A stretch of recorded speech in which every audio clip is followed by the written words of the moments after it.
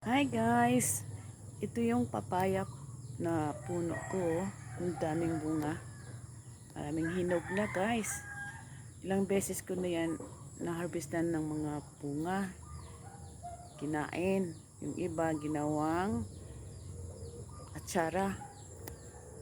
Masarap yan. Ang kulay niyan pag nahinog sa loob ay parang kulay ng pakwan. Matamis. Marami akong puno niyan. 4. Ito yung isa, oh. Oh. Yung isa nandoon. Yung isa, yun. Yung isa sa labas na tumba sa Baguio. Alam mo guys, mas maganda mayroon kang puno ng papaya kasi maraming gamit yan.